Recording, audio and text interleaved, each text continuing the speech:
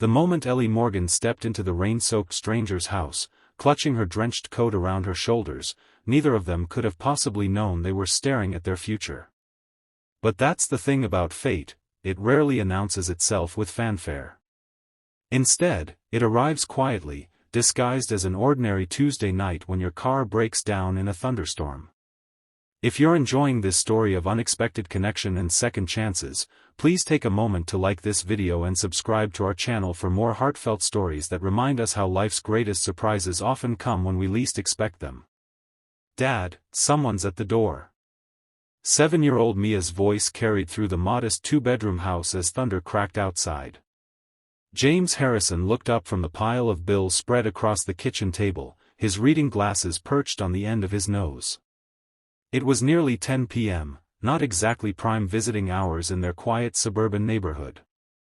"Coming," he called, pushing back his chair with a scrape against the worn linoleum floor. He wasn't expecting anyone, especially not in this weather. The local news had warned about flash flooding, and the rain had been relentless for hours. Through the peephole, he could make out a woman's figure, shoulders hunched against the downpour. When he opened the door, she looked up with relief washing over her face. She was completely soaked, dark hair plastered to her head, mascara running slightly beneath eyes that were a startling shade of green. "I'm so sorry to bother you," she said, her voice barely audible over the storm. "My car broke down about half a mile back, and my phone died. I've been knocking on doors, but no one's answering. Could I possibly use your phone to call a tow truck?" James hesitated for only a moment. The woman looked harmless enough, petite, probably in her early 30s, and clearly distressed. Plus, Mia was peering around his legs with undisguised curiosity. "Of course," he said, stepping aside. "Come in before you catch pneumonia." "Thank you so much. I promise I won't be any trouble." She stepped inside, careful not to drip too much on his entryway floor. "I'm Ellie, by the way. Ellie Morgan. James Harrison. And this is my daughter, Mia." Mia waved shyly. "Your hair looks like when I go swimming," she observed. Ellie laughed, a warm sound that seemed to brighten the dim hallway. "It definitely feels that way too." "Let me get you a towel," James offered, disappearing briefly into the bathroom. When he returned, he found Mia already chattering away to their unexpected guest. "And Daddy says I can have a real birthday party this year with all my friends from school, not just Grandma and Grandpa like last year." "That sounds wonderful," Ellie was saying, her expression genuinely interested despite her uncomfortable state. "How old will you be?" 8. Mia held up the corresponding number of fingers proudly. James handed Ellie the towel. "Sorry about that. She doesn't meet new people very often." "Please, don't apologize. She's delightful." Ellie dabbed at her face and hair. "Is it just the two of you?" Something in James's expression must have shifted, because Ellie immediately backtracked. "I'm sorry, that was nosy of me." "No, it's fine," he said. "Yes, it's just us. Has been for about 3 years now." The phone call to the tow company revealed what James had suspected: in weather this severe, it would be hours before anyone could reach them. The dispatcher apologetically explained that emergency services were prioritizing accidents and medical emergencies. "Looks like you might be stuck here for a while," James told Ellie after hanging up. "They can't get to you until morning." Ellie's face fell. "Oh no. I can't impose like that. Maybe I could call a rideshare or..." "In this weather? I doubt it." James glanced out the window where the rain was coming down in sheets. "Look, we have a spare room. It's nothing fancy, mostly storage these days, but there's a bed. You're welcome to stay until morning." The offer surprised even him. James wasn't usually so quick to trust strangers, but something about Ellie's situation, and perhaps something about Ellie herself, made the decision feel right. "I couldn't possibly." "Please stay," Mia interjected, bouncing on her toes. "Daddy makes really good pancakes for breakfast. With chocolate chips." Ellie looked between father and daughter, her resistance visibly weakening. "If you're sure it's not too much trouble." "It's no trouble," James assured her. "Besides, what kind of example would I be setting for my daughter if I sent you back out into that storm?" And so their unexpected guest stayed the night, borrowing an oversized t-shirt and sweatpants from James. They shared a late dinner of reheated lasagna, and James found himself surprised by how easily conversation flowed. Ellie was a children's book editor, it turned out, which immediately endeared her to book-obsessed Mia. She lived in the city but had been returning from visiting her parents in the next state over when her car trouble began. "What about you?" she asked James as Mia yawned widely beside her. "What do you do when you're not rescuing stranded motorists?" "I'm an architect," he said. "Mostly residential projects, nothing too exciting." "He draws houses all day," Mia added sleepily. "And sometimes he builds them with Legos with me." "That sounds pretty exciting to me," Ellie said with a smile that made something in James's chest tighten unexpectedly. After putting Mia to bed, James showed Ellie to the spare room, apologizing for the boxes stacked in one corner. "This is perfect," she assured him. "I can't thank you enough for your kindness tonight." "Anyone would have done the same," he said, though they both knew that wasn't true. Not everyone would open their door to a stranger, let alone invite them to stay the night. "Well, good night then," he said awkwardly, suddenly aware that this was the first woman besides his mother-in-law who had stayed in his house since Rebecca died. "Good night, James. And thank you again." The next morning, the storm had passed, leaving behind puddles and a freshly washed world. The tow truck arrived promptly at 8, and James drove Ellie to meet it at her car. The goodbye was surprisingly difficult. "I don't know how to repay you," Ellie said as they stood beside his car. "No repayment necessary," James insisted. "Just pay it forward someday. At least let me treat you and Mia to dinner sometime," she suggested. "As a proper thank you." James hesitated. Was she just being polite, or was there something more to the offer? Before he could overthink it, he found himself agreeing. They exchanged numbers, and he watched as she climbed into the tow truck, waving as it pulled away.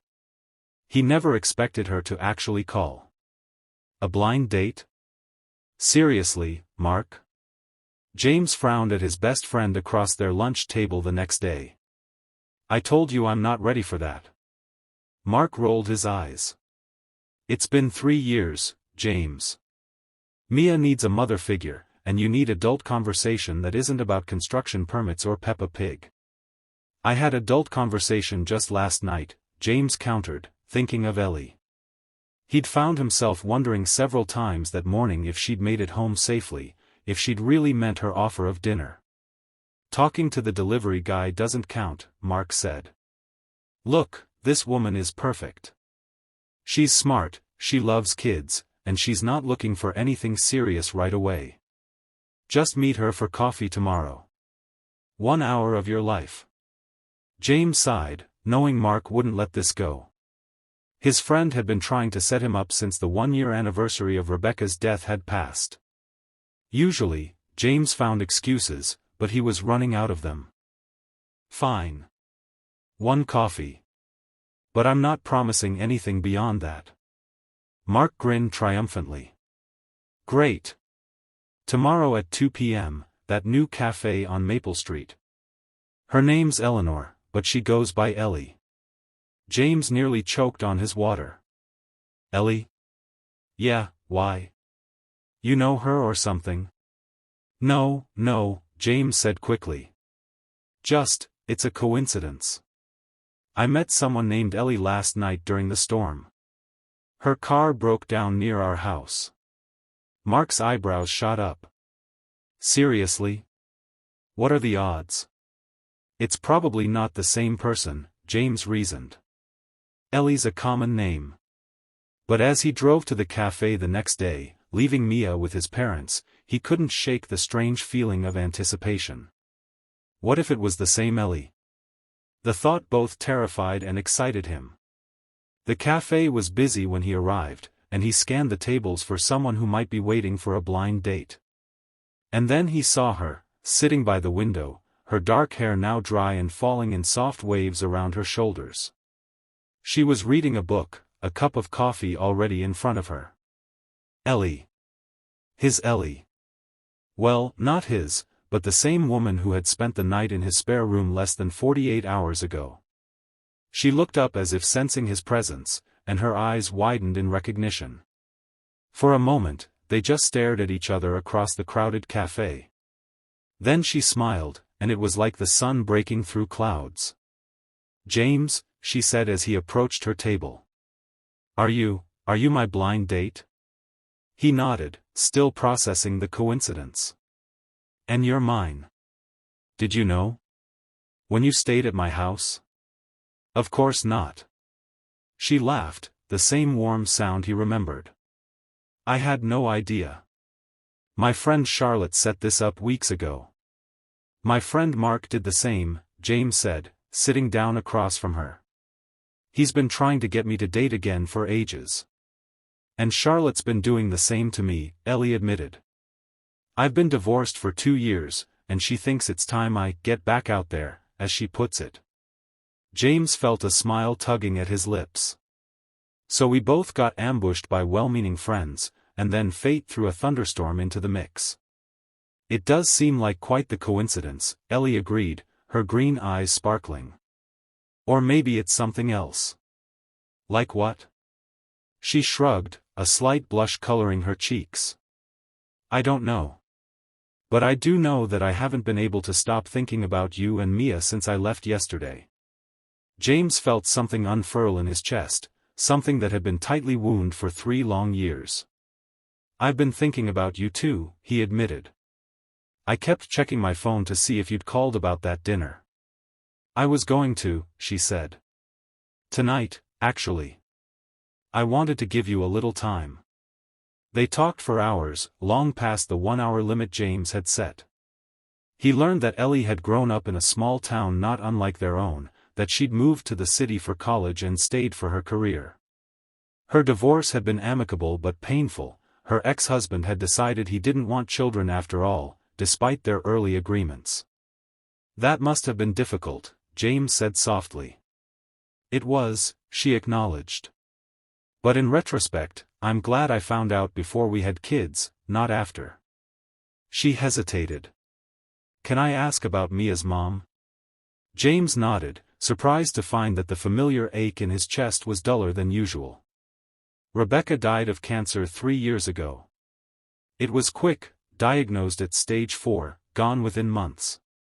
Ellie reached across the table and squeezed his hand. "I'm so sorry, James." "Thank you," he said. "It's been a journey. Mia was only 4 when it happened.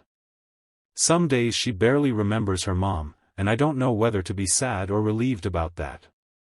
"Both feelings can exist at the same time," Ellie said gently. "And both are valid." By the time they finally left the cafe, the sun was beginning to set. They stood awkwardly on the sidewalk, neither wanting the afternoon to end. "Would you like to come over for dinner?" James found himself asking. "Mia would love to see you again." Ellie's face lit up. "I'd like that very much." 6 months later, James still marveled at how quickly Ellie had become an essential part of their lives. She fit into their little family as if she'd always been meant to be there, bringing laughter and warmth back into a house that had known too much sorrow. Mia adored her, especially after discovering that Ellie had actually edited some of her favorite books. They spent hours reading together, making up stories, and drawing illustrations for their own made-up tales. James often found himself watching them from doorways, his heart full in a way he'd never expected to feel again. Ellie stayed over more and more frequently, though always in the guest room when Mia was home. They were taking things slowly, mindful of how their relationship would affect Mia. But there was no denying the depth of feeling that had developed between them. "I never believed in fate before," Ellie told him one evening as they sat on his back porch, watching the sunset while Mia played with the neighbor's dog in the yard. But how else do you explain a thunderstorm, a broken-down car, and two meddling friends all conspiring to bring us together? James smiled, taking her hand in his. I don't know. But I'm grateful for all of it. The road hadn't always been smooth. There had been moments of doubt, times when James felt guilty for moving on, nights when he'd wake up reaching for Rebecca only to find Ellie beside him. And Ellie had her own insecurities, worries about measuring up to the memory of James's first love, concerns about her role in Mia's life.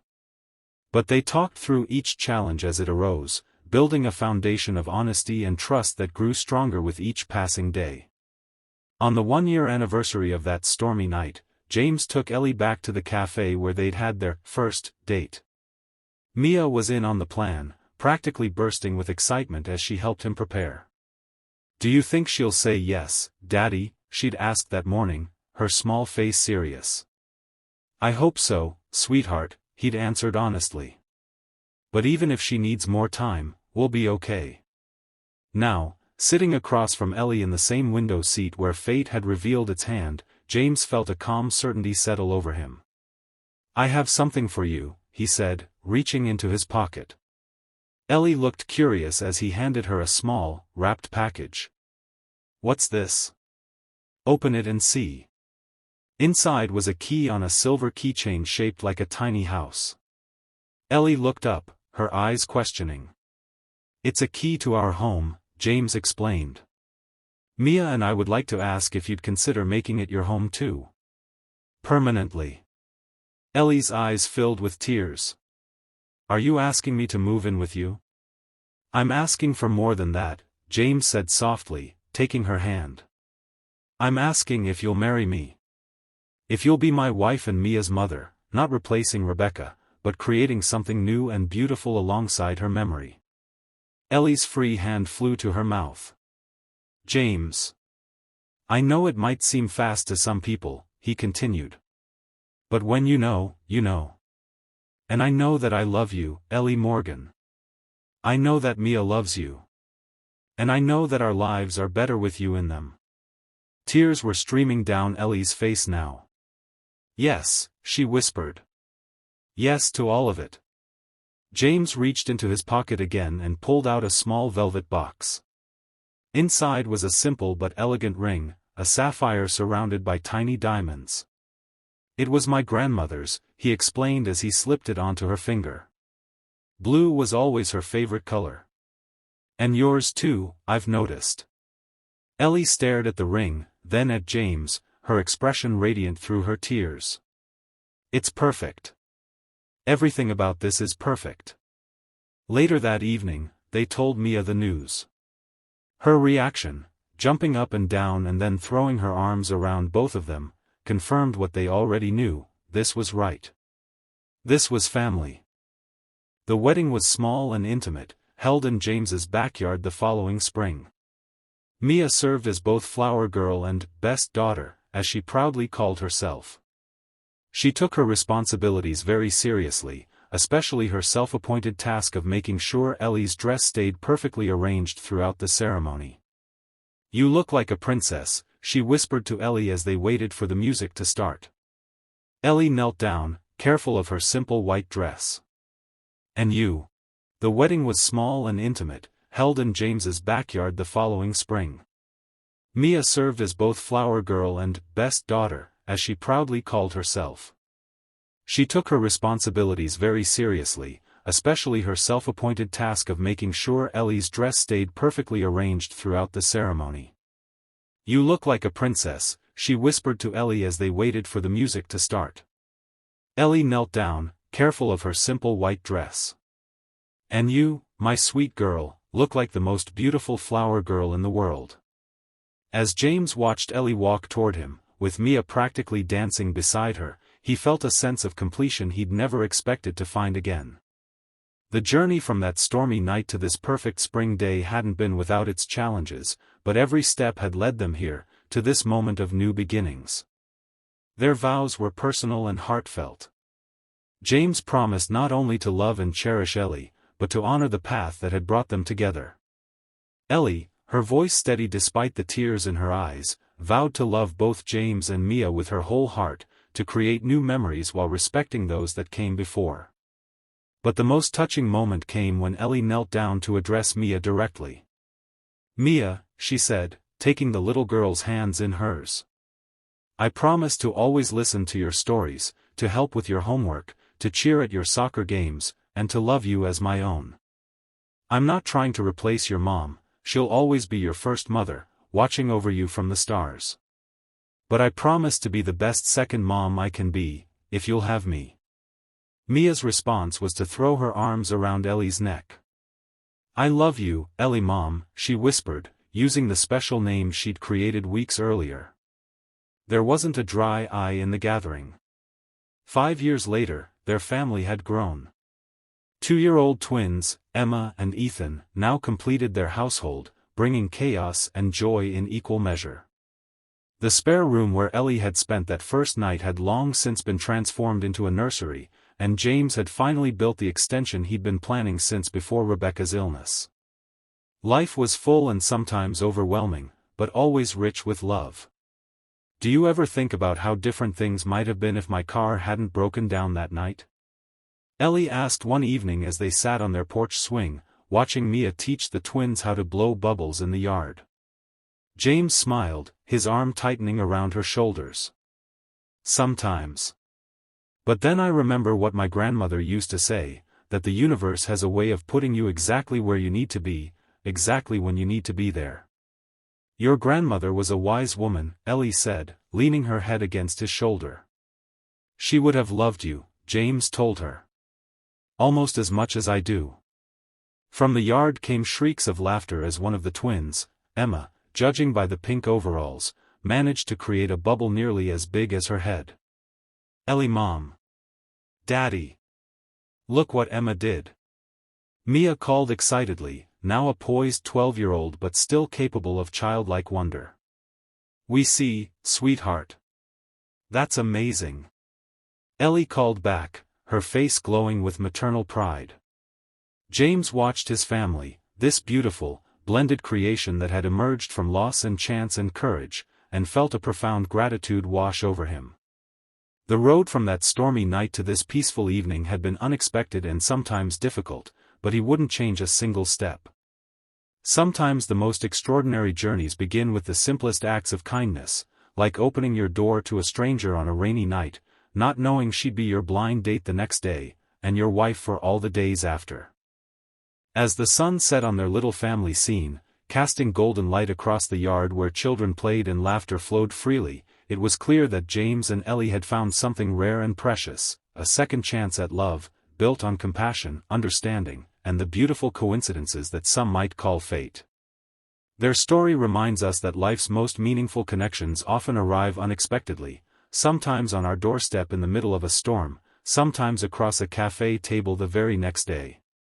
The courage lies in opening the door, in saying yes to possibility, in believing that after rain, sunshine always follows. If this story touched your heart, please like this video and subscribe to our channel for more tales of unexpected love, second chances, and the beautiful ways that broken pieces can come together to create something even stronger than before.